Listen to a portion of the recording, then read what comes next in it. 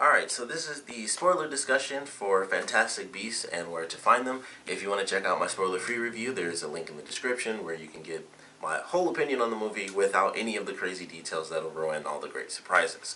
So to start off with some of the big surprises for the film, or probably the biggest surprise if you hadn't already seen the news, the ending where basically Colin Farrell turns into Johnny Depp, the Grindelwald thing. I thought that was interesting. I was surprised that that's what they did with it. I knew that was going to happen because I did see the story ahead of time. I didn't know that was supposed to be a big surprise. I thought it was just like, oh, they're casting this person as Grindelwald. And then when I saw the movie, I was like, okay, I'm pretty sure Colin Farrell is supposed to be Grindelwald, but they had the fake name thing. So I was like, maybe it's a totally different character that's coming in later because I know Grindelwald was supposed to be super important. So I was like, maybe they just did that visually, and I thought, oh, they're going to be brothers or something. I honestly thought that when I saw the movie, because I'm like, okay, they did that thing to make us think it's going to be him, but it's actually someone else who might just be related, and I don't know, I guess they would happen to have the same hairstyles, I don't know.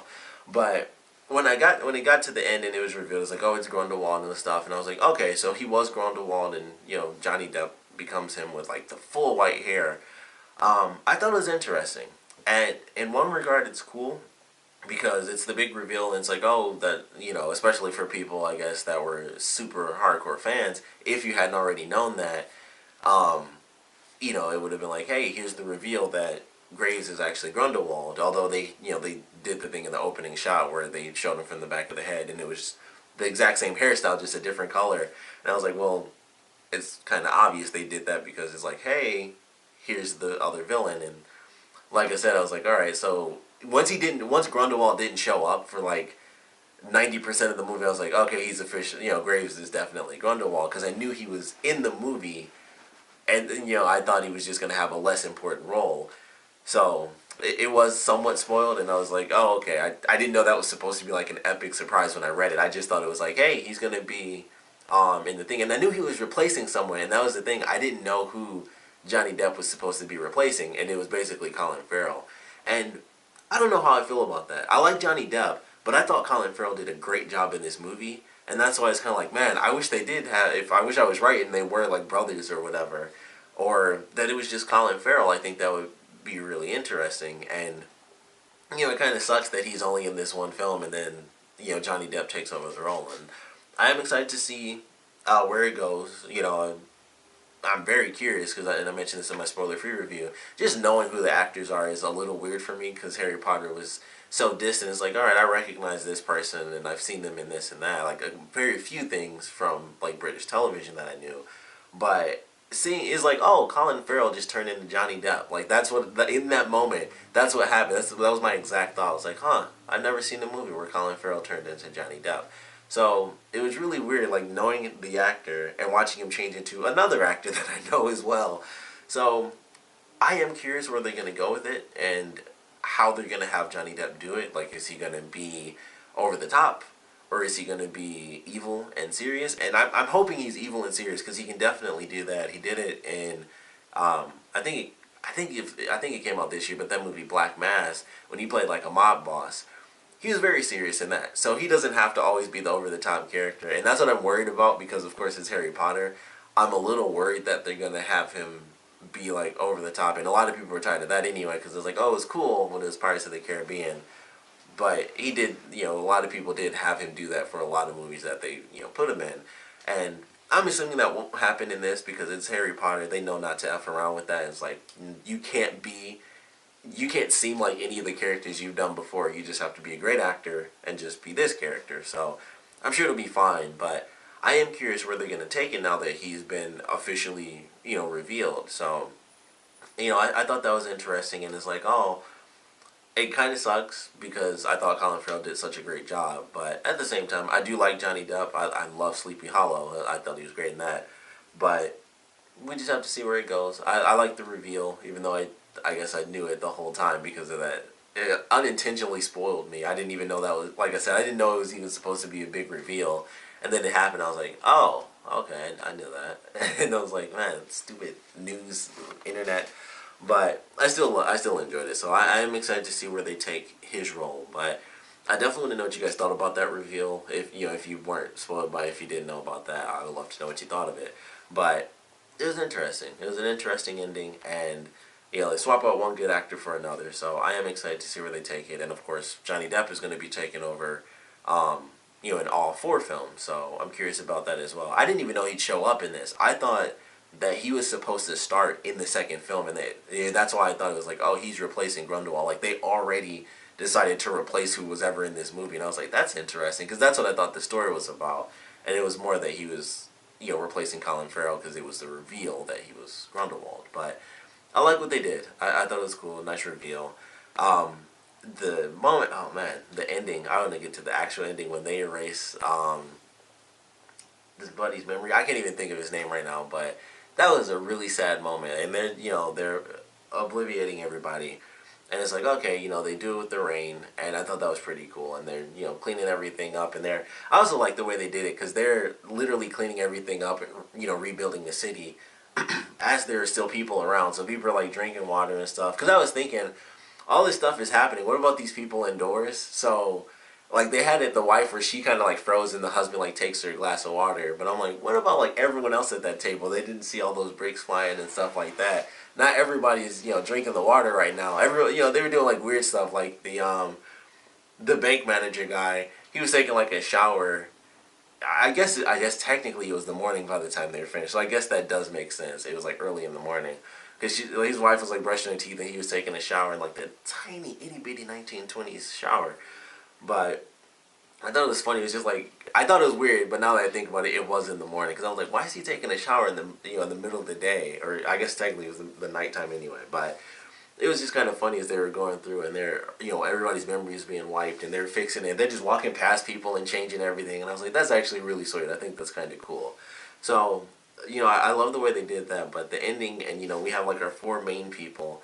And, we have our non-magic guy and he has to have his memory wiped. And it's like this super emotional moment. And I was like, I was not expecting this at all.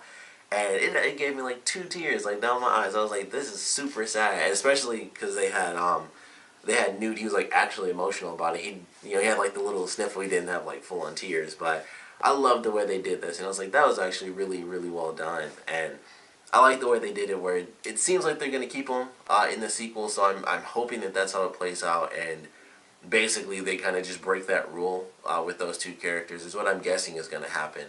But I like that. It was insanely emotional at the ending that I wasn't expecting, but it was really, really well done, and I just love like the bond that they had with all those characters. I thought was really, really good because it starts off. We have our duo, of course, and so the guys, they end up, meeting through just crazy, crazy, random situations. It's like, okay, got to go through this bank. The egg thing hatches, and then it's just a bunch of chaos after that, and then the whole movie just kickstarts from that bank. So it was just really great the way everything was going about. It was very simple. The silly little, it wasn't a platypus, but that's what it looked like. So I just loved the way it started, and it was just a very simple thing, trying to follow this thing all over the bank, and then two dudes meet, and then they meet this woman, and it's like, hey, you're magic, I'm magic, you screwed up, this guy has the case, and just chaos all around. But really fun as it kind of went along. And then we have, of course, our villain Graves, who becomes Grindelwald. And I like what they had with him because you could tell that he was a villain. Obviously something was going on because he kept talking with the other guy. And it's like, alright, he's not supposed to be talking with him, of course. And he's dealing with this young man who is involved with the leader of like the New Salem initiative or whatever the heck. I just instantly hate those people. But it was really good the way they did it. Like, I loved how dark it got because she was like, it was almost like super religious. Well, I guess that's what it was to begin with. It's like super religious, but against magical people. And like when, especially in the beginning, when they had the little girl, and she's singing the song about witches dying, and like it was something like I'll kill myself or something to take down the witch. It was some crazy stuff that they had that girl sing. I was like, this is really nuts. And so it was just crazy, and I loved the way that they were playing it up, that the girl was the one who was magical, because I assumed that it was the boy. And then they kind of made it flat out seem like it was the girl. And it's like, okay, they did. For me, at least, it kind of twisted it like the last second is when I thought it was actually the girl with the bell thing. So I just love the way like the movie played out as far as those reveals and the Obscura and how they explain that, and certain people being killed off and things like that, and also certain characters that I don't know if they're gonna come back, but the newspaperman, his son, who was like excited by magic, they of course erased his memory, but as they clearly showed at the end, people retain certain things as far as like in their subconscious. And I feel like that guy, because he was so excited by magic, might remember it in the sequel, depending on how they decide to play around with the idea. But I was like, they're going to do something with him, because he did nothing in this film except talk to his dad about how he should trust the woman and be like, hey, you should put this in the newspaper that there's really magic. He was in that one scene. He was in the scene where his brother died, and he was in the ending when his memory got wiped, and I guess the scene when he saw them put up the shield.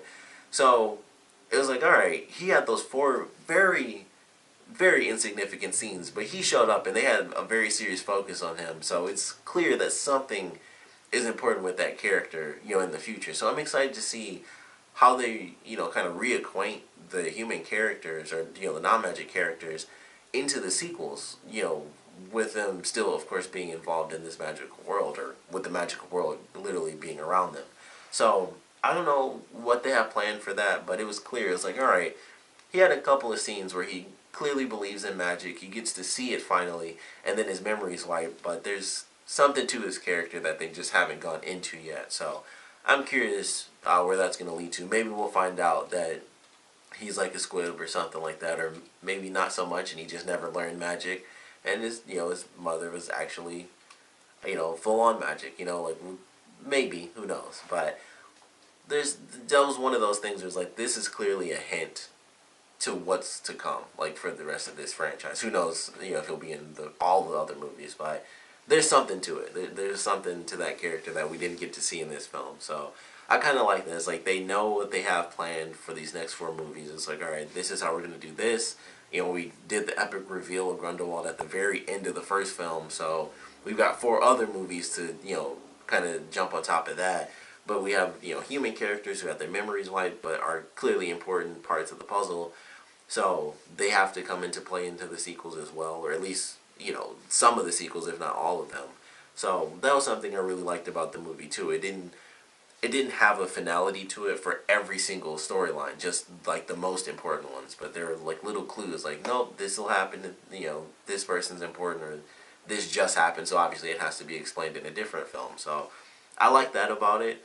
All the action I thought was really well done. The visuals for it, they were apparating all over the place. I mentioned that in my non-spoiler review. That was probably my favorite thing, because I felt like they didn't do that enough in the original Harry Potter movies, and I just love. It's mostly because of the visuals. It's like, if it's just normal teleporting, poof. Unless it's Nightcrawler and it's like a puff of smoke and it looks cool. Nobody does teleporting sweet. Like, very few times do people make teleporting look cool. And in Harry Potter, which is apparating, because my girlfriend got on me about that, they don't teleport. But when they do it, it just looks sweet to me. Like, people like spiral into a vortex and then poof, you pop out somewhere else. And they were doing that like crazy in this, and I was like, I love this. Like, even when they showed it in the trailer, I was like, they do that a lot even in the trailer. And I was just excited to see it. And they do it all over the place using, some of the old magic I mentioned before. I love that as well. The characters and just how, this small team builds up and they learn to really trust each other as the film goes on, I thought was really good too, because they have this group where it's kind of split down the middle. It's like the guys and the girls, because of course the girls are sisters, and the guys are both kind of wanted in a sense. So we have one guy who's wanted for having magical creatures, and another guy who's wanted so that they can wipe his memory, and he can't recall some of the greatest things that he's ever seen in his life. So I like that dynamic where it's like they're kind of split up, but then there's that connection between, all the characters, but they still kind of split up a little bit just based on their ideals and stuff. So I love the way all of that played out, and just how it all came together at the end was very interesting. So we have, we find out the truth about, this guy surviving long beyond what he should have, for having an Obscura attached to him. And that was the one thing that disappointed me. Like, I love how it went through, and he was like being chaotic, and he's like, I don't really want to control it. He's just destroying the city, and The part where he like goes up into the air and it like explodes and it like destroys like a part of that building. I thought that was just a cool moment. And then it forms back and dies, back down into the subway tunnel. All that stuff I thought was cool, and it seemed to be leading somewhere with them being able to talk with him. And it's like, hey, you can calm down. We can figure this out, and you are so special in the world of magic because you shouldn't even be alive. But that's how strong he was. And I thought there would be a point where they're going through it because they did it like twice, I think, 2 or 3 times, where he was calm and then something else, of course, happened that kind of set him off again. And so they got to that ending point, and it all seemed like it was kind of coming together. I figured there'd at least be a conversation as to why they should do what they're gonna do. But it was like, don't fire at him, don't shoot her, don't do anything like that. And then it was like half a second later, they all just killed him, and I was like, that seemed like it came out of nowhere after Graves literally just said like, don't fire or you'll have to answer to me, and nothing was said. Everybody was like slowly walking towards him, and then everybody just started firing, and I was like, where did that come from? That was like out of nowhere, and I felt like there was a scene missing where, even though it's generic, I felt there was a spot missing where he should have snapped again to at least make it justified, but it was just that they were so scared. The president, she just decided to kill him. Like, that's it. But I felt like there should have at least been a point where, just in between, like, it was just, Graves said what he did, like, nobody do anything. There was kind of no dialogue. It was just tense. And then right after that, they just start shooting it seemingly for no good reason. And I was like, I kind of wish they just had a line of dialogue where she just did it. Or she at least said, like, he's too dangerous, or they talked about it or something, and he snapped again, and that's why they did it. So, like I said, in one way, it's generic to have done that, but I guess when you don't do it, I feel like it's missing. It's really weird because it was just like, it seemed like there was no explanation to it. It was clear that he was calming down, and everyone was there seeing him calm down, and yet she was just like, kill him, and that's, get rid of it because I don't want that to happen. So I felt that was a little sad, as far as the actual ending to like that. I guess he was I don't know, it's not really a main villain because Grindelwald isn't really a villain in this. He's just revealed to be the villain, Grindelwald, at the end of the movie, but he technically doesn't do much. He's just trying to find the Obscura to control it, and that's bad, but he doesn't even really get close to doing that. In all honesty, he doesn't even remotely come close to having the Obscura within his grasp. So it's kind of weird. He's the bad guy, but he wasn't really like the main villain if you think about it. But I thought it was just sad the way it ended. I liked it because it's like that emotional thing where it's like, it's not what I expected, so in that way it's good. But at the same time, I felt like it still could have been that way and felt complete. It just really felt like there was like a single line or 2 lines missing as to why they should kill him when he's clearly not doing anything now. But I don't know, it was interesting. I thought it was, I'm kind of like in the middle as to how it played out, but it didn't make me like hate the movie or anything. I was still like, the whole movie was still awesome. Just everything about it, I just really loved. I really thought it was a fun movie. Honestly, I don't know. I kind of want to see it again. To be totally honest, I kind of want to see it again. Maybe catch some other references I missed. There was one that I noticed that I thought was really great, but they had the Deathly Hallows in there, the necklace. When Graves gave it to the guy, he was like, just touch the necklace and I'll come to you. They don't focus on it. He just puts the necklace on his head. You see it, where he's like snapping it together. But they show him from the front, and it's the Deathly Hallows. It's the triangle and everything. So I was like, that's really awesome. But they don't focus on it. He was just like, just put this on, and then he like tapped his chest, and I was like, hey, I know what that necklace is. So that was really cool, and it was just like super simple, and knowing Grindelwald, I was like, okay, it's very interesting, And I guess that now that I think about it, because I didn't know this until after I saw the movie, I read some extra information on Grindelwald, but I guess it makes sense now that he would have the Deathly Hallows necklace. I guess that was supposed to be a reference, like, hey, Grindelwald, and I guess I don't want to, in case you don't know too much, if you're not like hardcore about it, I don't want to spoil it, but Grindelwald had this connection to the Deathly Hallows, so here's a reference to Grindelwald with Graves. Is kind of signifying that he is Grindelwald, having him give the Deathly Hallows necklace to someone. So I didn't know that when I saw it. I was just like, oh, hey, that's the Deathly Hallows necklace. But it makes sense, and I was like, oh, that's why he had the necklace, because it was supposed to be a hint that Graves was Grindelwald. So that was kind of cool. Now that I know it was a reference, it wasn't just like, hey, here's a reference to something you know in general. It was more specific than that. It was a reference to an actual character. But ultimately, love the freaking movie. Can't wait for the sequel. Hopefully everything just works out. I'm sure it will. I'm sure it'll be fun. I mean, I am curious, of course. They keeping pretty much everyone except for Colin Farrell. Like, nobody, they didn't really get rid of anyone. And of course, I suck at names, so I can't think of the actor or his his real name or the character's name. But of course, the guy that died with the Obscura, and he's supposed to be Flash. I should know his name. Like I know what he looks like. I just can't ever think of his name. But they only got rid of those two characters. Everybody else survived.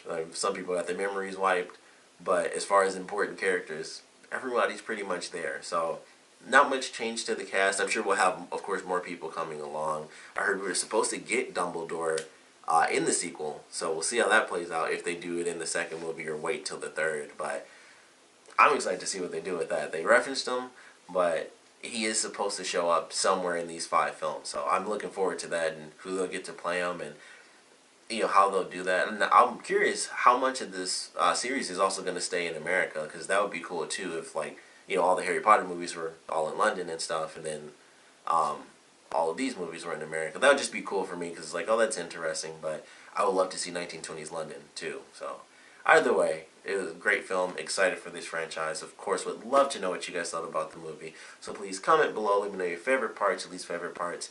What were your favorite references and things that you saw or caught in this movie? What are you most looking forward to that we haven't gotten to see, from the Harry Potter world, that they're going to do on the big screen? Of course, Grindelwald is there. There's a lot to that, so I don't know how many years they're going to be jumping. I don't know if we're going to get the actual war, because that's like 20 years from the first movie, because it's in the 20s, the war was in the 40s, so I don't think they'll do that with like a 20-year span, but who knows what they'll do. But I want to know what you guys want to see, and what you thought about the movie, so please comment below, let me know, and of course, thanks for watching.